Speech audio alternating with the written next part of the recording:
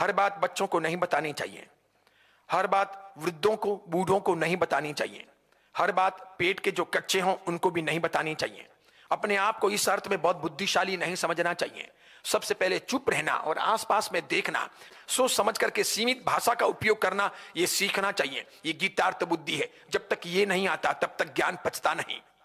इसीलिए महाराज साहब का प्रवचन चाहे, महाराज साहब जोरदार धारा प्रभाव बोलते हैं, महाराज साहब बोलते हैं तब रोए रोए खड़े हो जाते हैं, इसका कोई तात्पर्य नहीं है। महाराज साहब जो बोलते हैं उसमें से आप कितना सीखते हैं, कितना समझते हैं, कितना भीतर उतारते हैं, कितना बदलने का प्रयास करते हैं। इस वाचना के बाद पृछना, परावर्तना, अनुप्रेक्षा, धर्म कथा किस प्रकार करते हैं, पांचों स्वाध्याय के भेद जीवन में उतर रहे हैं कि नहीं उतर रहे हैं, उसकी कोशिश कर रहे हैं कि नहीं कर रहे हैं, यह बहुत महत्वपूर्ण बात है। अगर यह सब नहीं करते हैं तो जीवन का कल्याण नहीं हो सकता। प्रवचन तो हजारों की संख्या में रोज दिए जाते हैं। कई लोग ऑनलाइन सुनते हैं, कई लोग ऑफलाइन सुनते हैं, लेकिन सबसे बड़ी बात है सुना हुआ अंदर कितना उतर रहा। सुनने के लिए सुन लेना, सच कहूं बुरा मत मानना, वैसे नहीं करने वाले से करने वाले अच्छे। बहुत सारी बहनें तो प्रवचन में इसलिए आती है कि एक पंथ दो काज, कुछ कुछ के एक पंथ तीन काज। घर में टाइम पास होगा नहीं, चलो वहां चले जाते हैं, समय भी निकल जाएगा, सामायिक भी हो जाएगी, प्रवचन भी सुन लेंगे। सामायिक पर इतना ध्यान होता है कि कई लोगों का प्रवचन पर ध्यान ही नहीं होता। कई लोग सिर्फ प्रवचन सुनते हैं लेकिन सामायिक करना ही नहीं चाहते। कई लोग ऐसे हैं, प्रवचन अच्छा है, अप्रिशिएट करते हैं, दूसरों को कहते हैं, आगे प्रवचन फॉरवर्ड करते हैं, लेकिन जीवन में उसका अंश भी, एक बूंद भी उतारते नहीं। उन्हें मैंने 6 महीने पहले देखा तो भी वैसे ही हैं, अभी देखता हूं तब भी वैसे ही हैं, लगता है 6 महीने बाद देखूंगा तब भी वैसे ही रहेंगे। परिवर्तन तो नहीं आ रहा।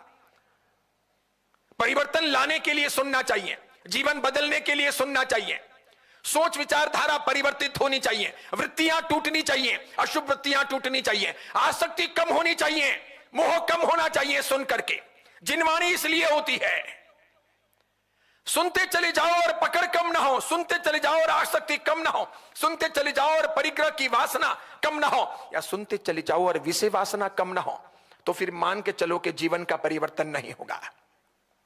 अगर ये सब नहीं कर पाते हैं तो कुछ भी नहीं कर पाएंगे।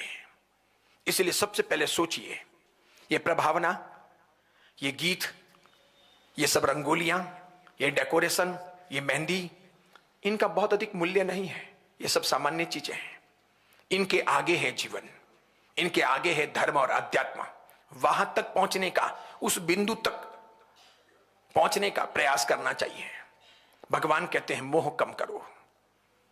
मोह कम होगा तो दूसरे कषाय कम होंगे, मोह कम होगा तो राग द्वेष कम होगा, मोह कम होगा तो वृत्तियां बदलेगी, मोह कम होगा तो स्वभाव में परिवर्तन आएगा, मोह कम होगा तो निर्णय लेने की क्षमता बदलेगी, मोह कम होगा तो विचारधारा में परिवर्तन हो जाएगा, सोचने समझने का ढंग ही बदल जाएगा।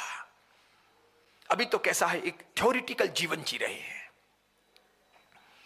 कुछ प्रभावनाओं के लिए चिंता करते हैं, कुछ सामायिक करते हैं, ज्यों त्यों करके घड़ी पर बार बार नजर पहुंचती है, 48 मिनट पूरे होते ही फटाफट सामायिक पारने की कोशिश करते हैं।